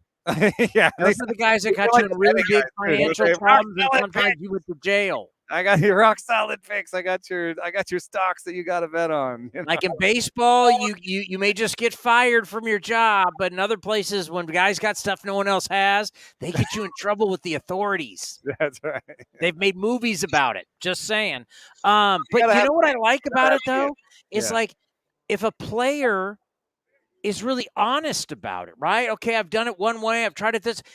We can learn so much from the guys who are actually playing if they open up and they're honest with you, like with what you just had. It's like it's amazing what you can learn from these guys if they're truthful. Yeah, and that's why, you know, just having this conversation with Clay Holmes and Clark Schmidt that I just had was just you know, it's the best part of my job, because they are both fluent in analytics, but they're players and they have so much to talk about. Like Clay Holmes was asking about, you know, how often do I think about the implication of, you know, what I'm writing for the players, for baseball as a game? What do I think about in terms of, you know, my influence on the game? And I was like, you know, when I hear you talk about that, I hear about the pitch clock, because, you know, I'm not sure the pitch clock leads to injuries, but you know, there is some analytics that say yes, and there is definitely some theory that says if I ask you to throw the same amount of pitches in a short amount of time, that's going to lead to more fatigue, right? And more fatigue means more injury. So in my writing about, you know, the pitch clock, I've been very careful to, I like it in terms of what it's like as a fan. I like to come to games. I like the breezy pace. I like working games here because it's faster, you know, and like, you know, 162 games, you make it faster, you have less standing around. I like it. But I know that I have a responsibility in the way that I write and the things that I write about that may have some influence to suss it out and see if there is an injury link and if there is something to this part of what we're talking about. So, you know, just and that leads to all sorts of things, like how I write about stats. I have to think about how this will be applied, how people will deal with players, with real life human beings, and how this will influence as it goes out. And so much about life, and you can say this sports or not, in the moment that you're in, what are you confident in? What are you confident when you got to get the job done, right? I mean, whether it's something I'm doing on the air, whether it's something you're doing with a piece, whatever job you have in this world, but we're talking about athletes now, when you're standing on that mound and you've got to get these guys out, you may have all the scouting reports in the world. You may have all the data, what's good to get these guys out and what in the past but in that moment when you're on the mound and you got that ball in the hand, what do you feel confident with? Yeah, 100%. I know changeup might not be my best pitch, but it's the only thing that feels good coming out of my hand right now. I mean, you got to go into survival mode so many times in your career when you don't have your A stuff, you don't have your best stuff. Sometimes as a quarterback, I'm going to have to throw to a guy I don't have that much confidence in, but you know what? He's the guy that's open. I mean, sometimes you just, in golf, I normally don't play a draw, but right now it feels good, and I'm going to have to play. I mean, sometimes you got to go with what you got right now. Yeah, feel is that last little bit. I mean, no model. I mean, I've had some people, you know, my Stuff Plus is now on Fangraphs, and you can sort through it and be like, oh, how could you be so wrong about Graham Ashcraft or whoever it is that I've been wrong about? And I said, there's no model that's perfect. You know, there's no model. If there was, they would be robots. We'd be modeling robots. So feel is like that one thing that you have to nurture. You have to help support it. You can't just browbeat your players with data and just be like, no, the data is always right. You have to do what I say because the data says this. You need to give them some sense of autonomy and like leadership of their own career. So you have to give them some window where you can say, I'm your coach. I'm telling you, like, this is a good game plan. But if you feel something, go for it because it is your life. You know? Yeah, it's your life. It's your career. And you just wonder how certain teams are built. And we're looking at, you know, here the halfway point. One of the exciting, and let's see what the score is. one of the exciting games going on right now is Orioles-Reds. Right now, the Orioles lead the Reds right now 1-0 in the top of the fourth inning. You know, when we look at Arizona and look at Cincinnati and you look at Baltimore and you look at Miami, you start looking at some of these young, super athletic teams. You know, you had the sport that was built on home run strikeouts and walks, and now you have kind of a transitioning into, man, we need some speed. We need athleticism. Athleticism plays on defense. Defense helps win games. Are you seeing a difference between the way teams were built for the last few years and how teams are starting to slowly be built where athleticism is back, baby? Yeah, I mean, I some of those teams are young teams, right? So it's a little bit like we were talking about with the Rays versus Yankees. It's like, you know, some things are more possible with young teams, right? But I was looking at something on Twitter today, and it was Rusty Staub. Rusty Staub got he had a record for the amount of I think he had like 8 or 9 pinch hit singles in games. In 9 consecutive games, he had pinch hit singles. And he goes and he gets the game ball, and I forget who the pitcher was, but I think the pitcher was 43. Rusty Staub was 40. And the Rusty catcher... Staub is so old, he played for the Colt 45s. and the catcher was 42. And it was like, you know, that part of where baseball used to be, it seems to be going away, because we now know that the peak is at 26. The rules are now, you know, in favor of a younger, faster game. And so it is definitely, there's going to be pressure on players, on teams to get even younger. Like, that's going to be a thing you hear all offseason, this offseason, especially from teams like the Mets and the Padres and these older veteran teams that have underdone their payrolls. You're going to hear about them needing to get younger and faster and more athletic. And that's the hardest thing to do on the free agent market. So there are all these arrows pointing in different directions, as you can see. It's like, you know, the players may be like, oh no, like I don't get to play past 32 anymore. And this is going to be just another way to kill the free agent market. You know, so there's always these unintended consequences, but I do like the brand of game that the Rays espouse. The Orioles are a really fun team that hit the ball hard and run around real fast. The Diamondbacks have good defenders everywhere, and they play a speed game too. So it's hard to say that I don't dislike anything about those teams. You know, they're great young teams, and I think the Orioles in particular have real lasting power. All right, so tonight is going to be the 81st game for the Oakland Athletics. So a lot of teams are just, I noticed, because I always write which game this is in my scorebook. A lot of teams are just a few games behind the A's. I don't know why the A's have played more games than most, but so everybody's about at the halfway point. And I saw an article, Luis Ariz is about, you know, tracing Ted Williams. I'm like, man, you got a long way to go. Dude. I mean, half a season. Slow down. But let's play that game. How good will it be for baseball? Huh? How good will it be for baseball, the new rules and everything, if he does hit 400 or at least comes close? I think it's exciting. I personally, batting average is not necessarily my favorite stat. There's just usually a stat that's better than it to measure what you want to measure.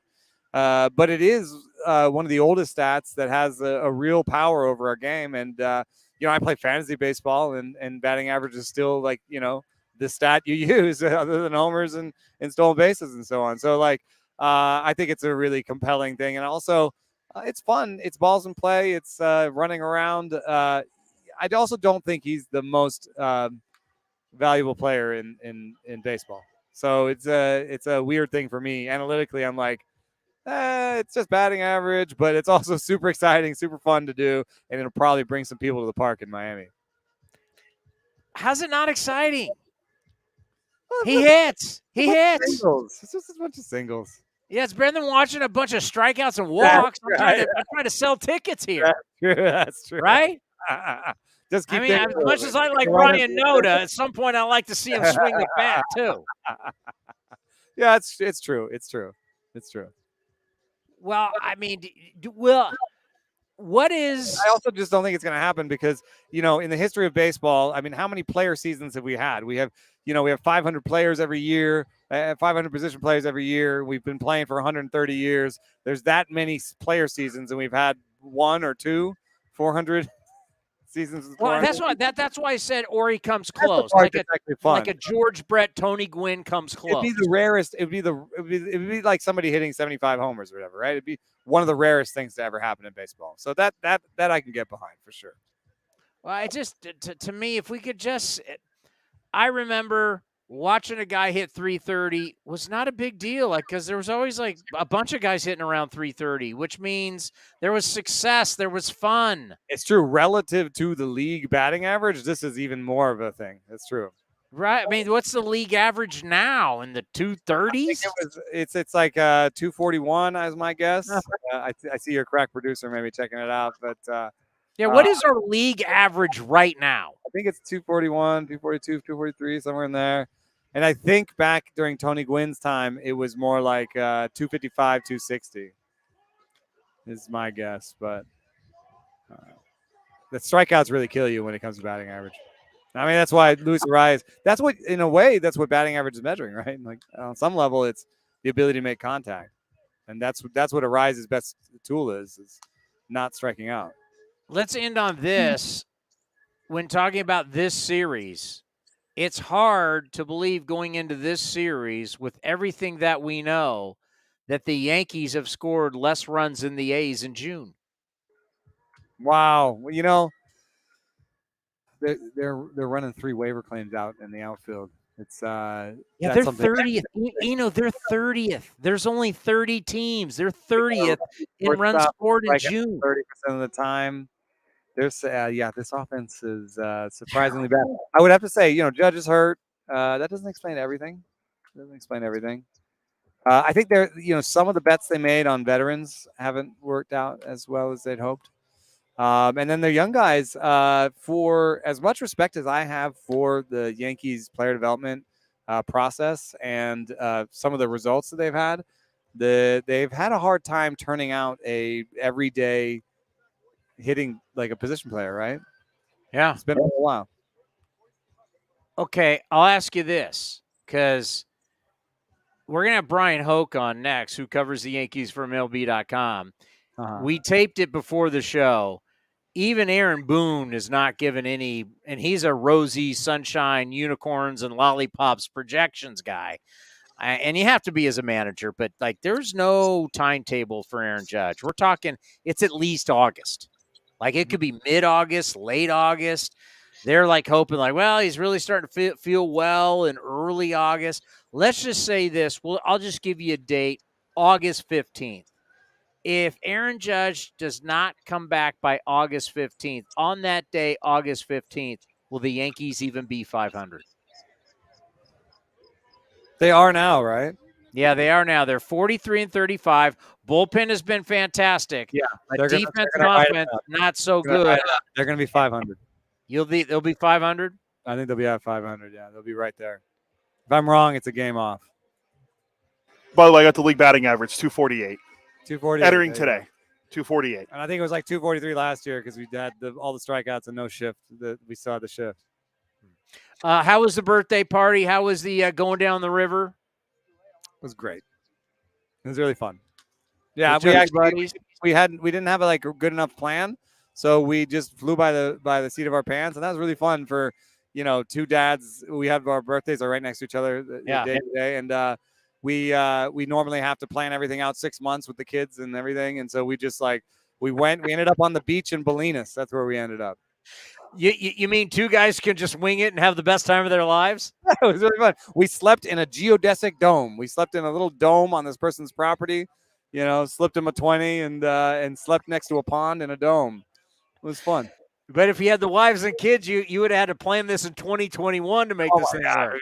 Yeah.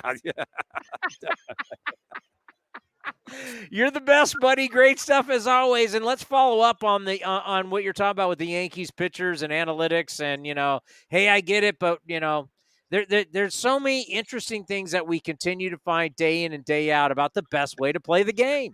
That's true. Yeah. And thanks for having me. Play the man is close. The Eno Sarah Show is sponsored by Fieldwork Brewing Company. With 8 taproom locations in Northern California, Fieldwork brings you fresh craft beer direct from the source. Fieldwork will also ship beer direct to your door if you live in California. Visit fieldworkbrewing.com. Giancarlo Stanton is taking BP as we speak. Are you worried? No, I'm not. Hey, by the way, He's going to get hurt. I put this together before we get to Brian Hoke here. Feldman did his top 10 A's Yankees. We'll have our current top 10 A's Yankees who played for both. You want to hear the list before we get to Brian? Quickly. All right. So I got Billy McKinney. There was no particular order. Frankie Montas, Lou Trevino, J.P. Sears, Jace Peterson, Josh Donaldson, Luis Medina, James Caprillion, Ken Waldachuk, and Mike Aldrete. There you go. That's current. Yeah, current guys. Yeah, currently. I mean, if you went back all time and you start throwing Philadelphia, Kansas City, it's amazing. There's a lot of connection between the A's organization and the Yankees organization. And before they were the Yankees, they were the Highlanders. Yeah, I mean, Amelia threw us the best one. Was it Home Run Baker or whatever? Yeah. That was a great pull by Amelia. Oh, by the way, your Pirates stink. They're leading the Padres, though. I'm telling you, Pirates. Bobby's in trouble. Pirates using the City Connect jerseys tonight. Not a fan of them. They're ugly. Pirates are up 6-3. I can give you a detail. The Pirates are terrible. Pirates. There was a stat out there that like Sawinski, Castro, and a couple guys were like 1 for their last 92 or something. Yeah. Bay doesn't have a hit in his last 22. Pittsburgh has lost 15 of 18. Season high 7 games under 500. I thought this was interesting. McCutchen, potential trade bait. Teams are desperate. Maybe McCutchen could get traded. Right now, Cincy and Baltimore, this is a series as a baseball. If you just love baseball and upcoming players, watching Cincinnati and Baltimore should be exciting for you. That's 1-1 in the 5th. By the way, Ellie De La Cruz has really started to struggle since his hot start. Not looking so hot. Miami leading Boston 6-1 as we speak. So some interesting games out there with teams. I love the series between Tampa and Arizona.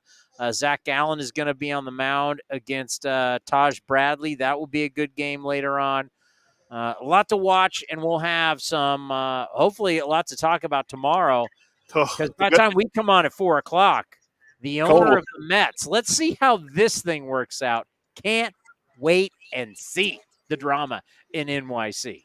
Oh, it's going to be outstanding. I'll be on, everyone's going to be on pins and needles waiting to hear what Cohen has to say for sure. All righty. Earlier today, is it ready? Yeah, I have it. Yeah.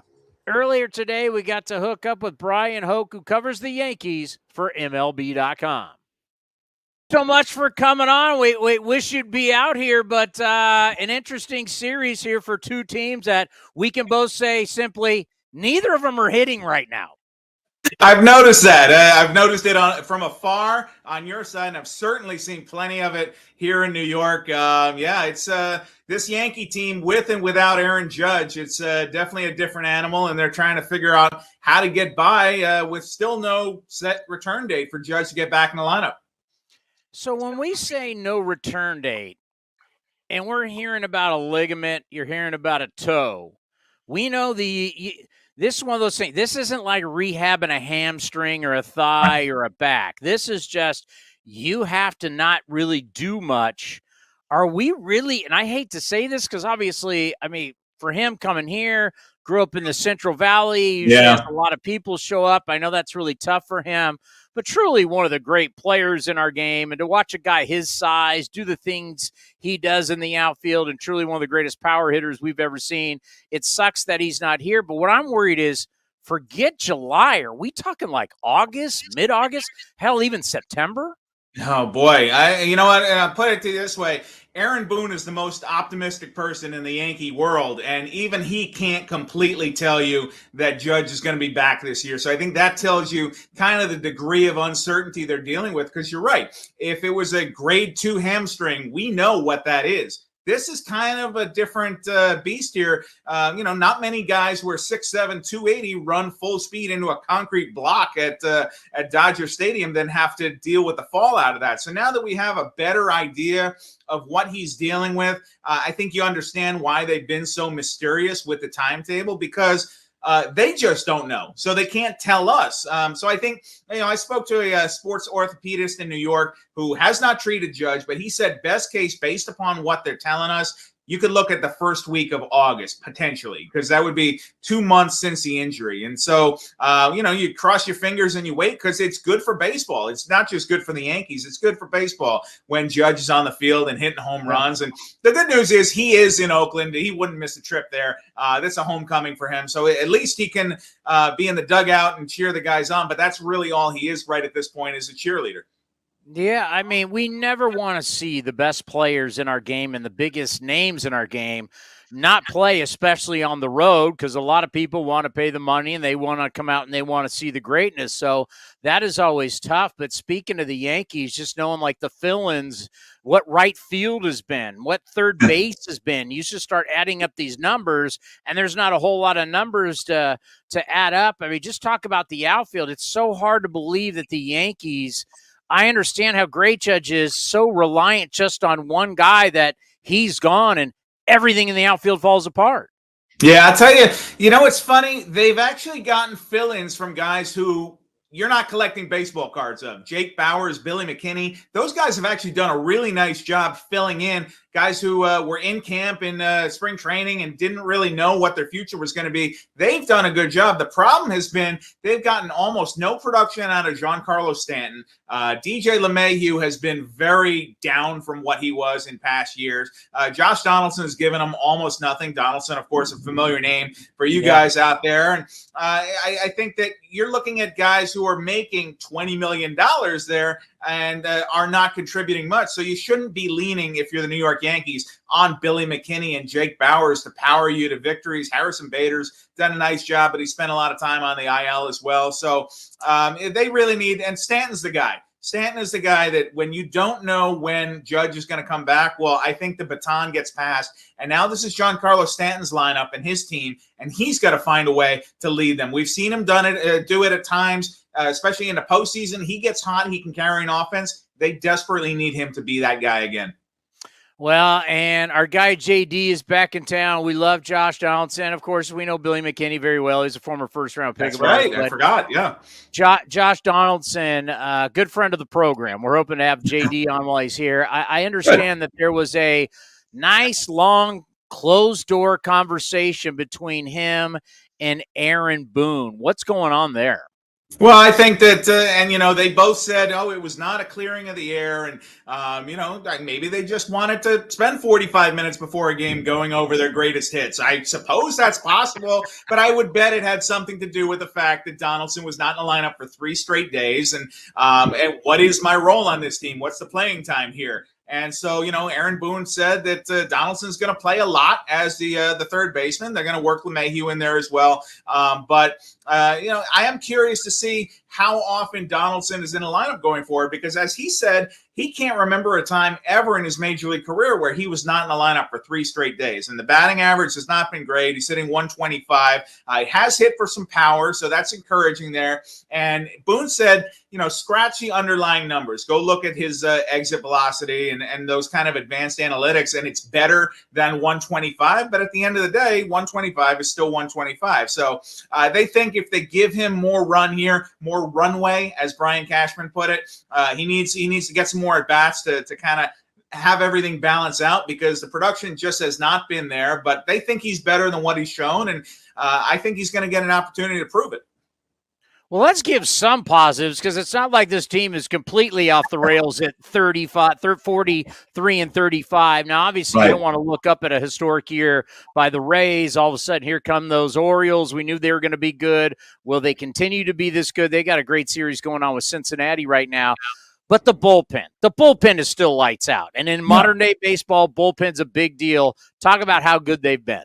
No, they really have been. And, I think if off the top of my head, I think their bullpen ERA is the best in baseball at 2.85. And they've been sensational. If they get a lead, and they've had to win a lot of one-run games of late, they've been playing those tight and close games. They get a lead to those late innings, they can lock it down. And so, between Clay Holmes and, Michael King and Wandy Peralta and Ron Marinaccio. I mean, they've got guys down there who have done a really nice job. And Holmes especially, the Yankees are in a situation here where, look, Judge is going to be on the All-Star team. He's not going to play. Garrett Cole's probably going to be I think he's a lock to be on the All-Star team. We don't know if he's going to pitch. Holmes might be their third representative there at the All-Star game, and that might be it for this team. So I think that he's done a really nice job out of the bullpen. He's got 9 saves, has looked really good of late, so is working his way back in the circle of trust. And so, that's the one positive, I think, that if you want to look at this Yankee team, if they get a lead late, they're locking it down more times than not.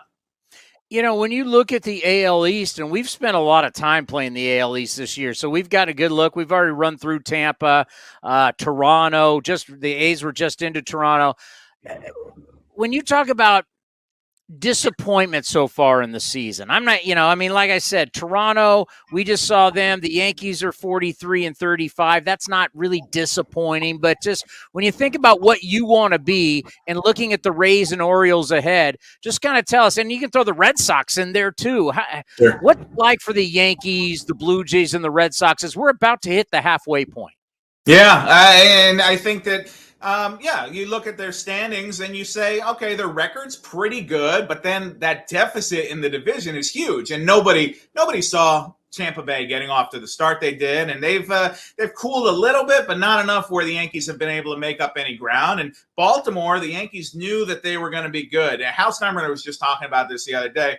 Said we knew Baltimore was going to be good. We didn't know they were going to be this good this fast. And so they've got a pretty formidable division there where, look, if you could airdrop the Yankees and their record into one of those other divisions, they're going to be have a healthy margin, a lead here. They're going to have to really fight to scrape for a wild card and at least make up some ground here. And you mentioned the Red Sox, a team that are at the bottom of the division, and the Yankees just got swept in a 3-game series at Fenway Park. So, there's no off days really when you're playing in the division. And I think if you look at the Yankees' record within the division compared to outside of the division, it's stark, the difference. And so they've done much better when they get to play teams from the other divisions. No offense, Oakland. So I think that that's probably the way it's going to continue to trend here. And the Yankees do have a softer schedule relatively. So coming up here where they're going to start facing some teams that have records under 500. And after this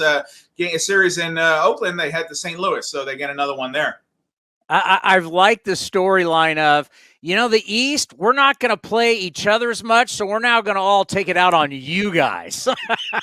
And they have. It's one of the best winning percentages, because I know the best winning percentage inside a division since the wild card era started out, it's actually 0-1 and 0-2 the AL West for the A's.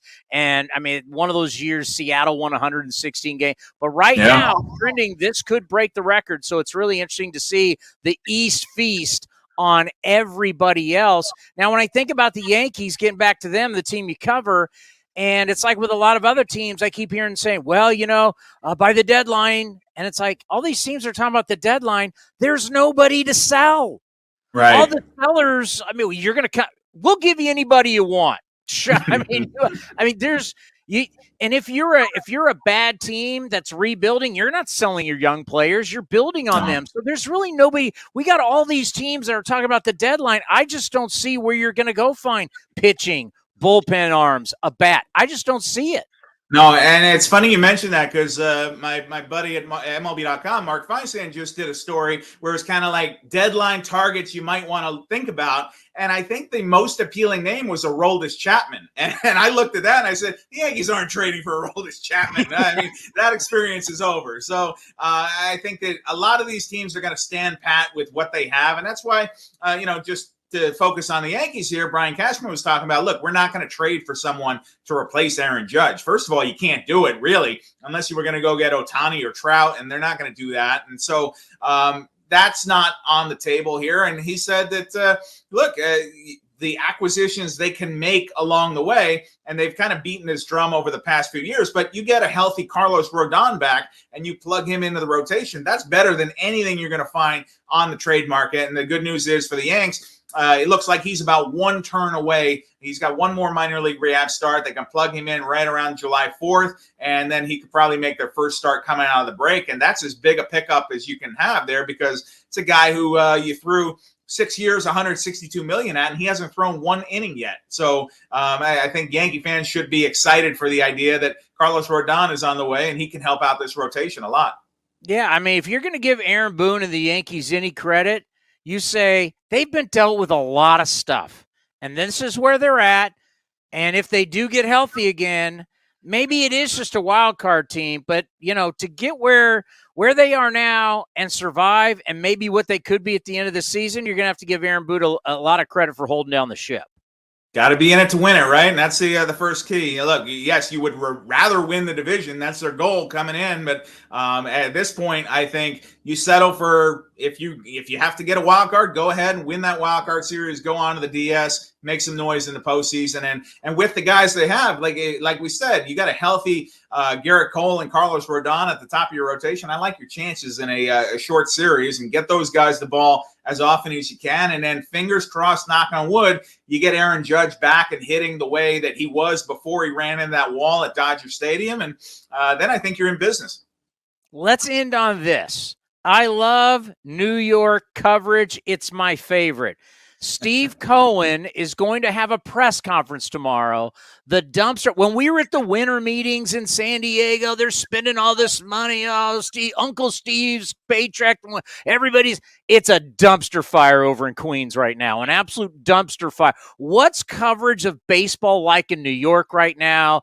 I know Yankee fans aren't happy because of their expectations. Flip it over to Queens. This is the highest payroll in baseball history, and they stink. Oh, my gosh. I can't wait to see what he's going to say, because you're right. For all the stress and the strain that the Yankees have put their fans through, I mean, the Mets, the expectations are sky high. You think that this is going to be their year. I mean, they're a team built to win the World Series, and it looks like they're just headed in the complete wrong direction. And it's kind of like what could go wrong has gone wrong for that Met team. And Steve Cohen, if he's holding a news conference to kind of address this, I can imagine he's got a thing or two to get off his chest. And I think that, honestly, crazy, I never would have thought this a year ago, Buck Showalter may be on the hot seat here, because I don't know.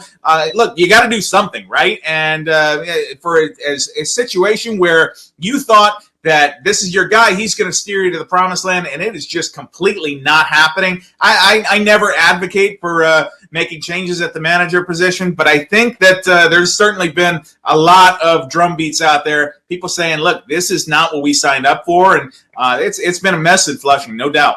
Yeah, I know we got to go, but if I would have said to you before the start of the season, we're not even at the halfway point, and Buck Showalter and Bob Melvin of the Padres, that there's a lot of talk out there that there needs to be changes, what would you have said?